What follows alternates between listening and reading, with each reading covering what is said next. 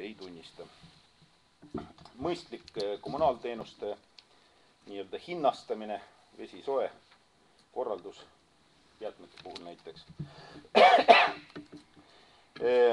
Maksustabiilsus oleks igati teretulnud. Noh, klassikaline story on see Tallinna müügimaksu story, mis jätkub nüüd siis mingi aja veel.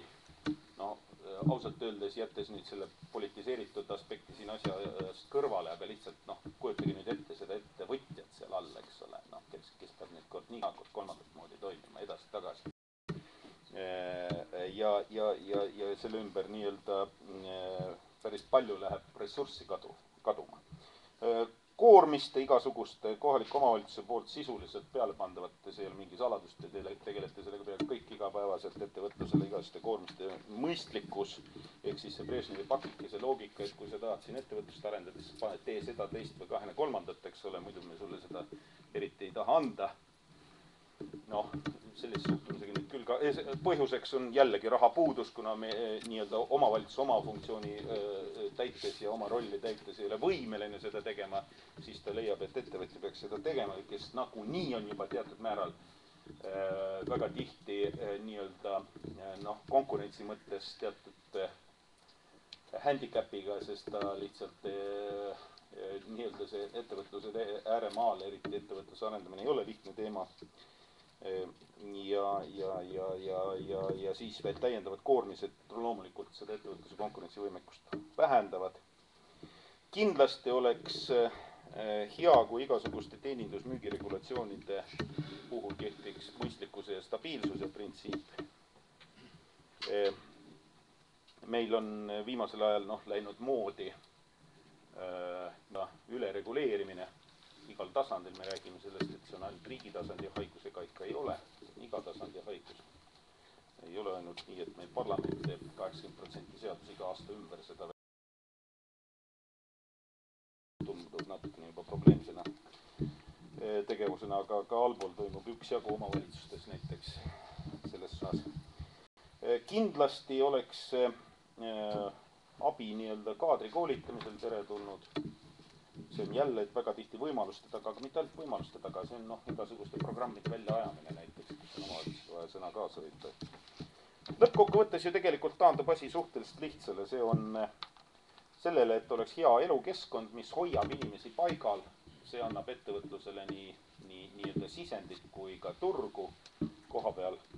Ja selleks on vaja teha ikkagi, alustada ikka sellest klassikast, kui lapsed jäävad kohale enam-vähem mingil kujul, siis jäävad ka kõik teised, kui lapsed lähevad ära, siis varem või hiljem kaovad ka teised valdavalt. Ehk siis see kodukoha nii-öelda rõhk kodukoha patriotismile on päris oluline ja selle nimel tuleb lihtsalt mõlemapoolselt vaeva näha. Miljon head näidet on olemas, selles mõttes see lahtist uksest sisse murdmine, aga mitte alati ei ole see päris nii. Noh ja siin, jah, ma lõpetan ka kohe. Ja kui nüüd väga sihukesteks teoreetilisteks probleemideks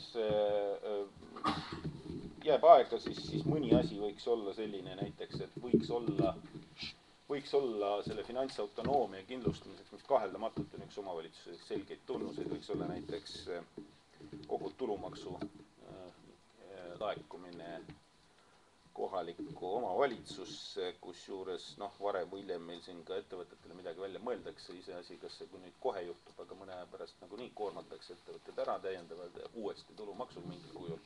See on personaalne veendumus, ma saan aru, et see ei ole populaarne praegu, siis loomulikult oleks teretulnud, kui see ka läheks kohaliku omavalitsuse eelarvesse, mitte ei kaoks kuhugi, sellepärast et täna olgem realistid, ega see suhe nii-öelda ettevõtluse ja kohaliku omavalitsuse vahel nii-öelda omavalitsuspoolse huvina on suhteliselt ambivalentne. Ja üks asi veel. Kohalike omavalitsuste nii-öelda koostöö eeldab teatud võimestumine. Meil on ta üpris ikkagi jätkuvalt killustunud.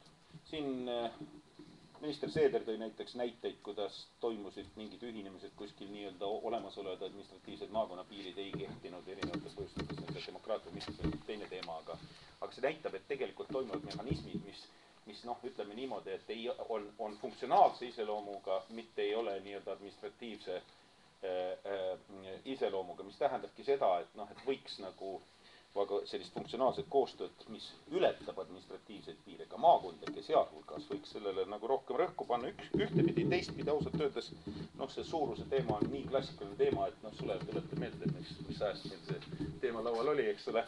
Ega midagi ju vahepeal muutunud ei ole, pigem on pilt nii-öelda drastilisemaks läinud. Eesti tahab olla selles mõttes selge erand, tahab olla väga paljude omavalitsustega ikkagi veel valdavalt ja väga väikeste omavalitsustega riik. No siis tuleb leida teised koostöövormid, mis nii-öelda annavad selle suuruse vajalikkusest tuleneva efekti. Noh, mitte administratiivsed vormid, siis peavad olema mingid muud koostöövormid, noh, ühendused, teeninduspiirkonnad, mis iganes, eks ole. Ja viimane soovitus, no kuulge, ma arvan, et organisatsioone võib mitu olla, aga tegutseda saab ainult koos, ehk siis omavalitsusliidud, nii nagu nad meil ajaloolistel põhjustel erinevalt on tekkinud, õigusliku järjepidevus seal hulgas silmas pidades, kui kõik mäletavad, siis noh, tänane pilt on ikka selline, et omavalitsusliitudel kõikidel on tegelikult suuresti sarnased probleemid, seljad kokku ja ainult koos. Noh, vastasel korral jäädakse alati nõrgemasse positsiooni dialoogis nii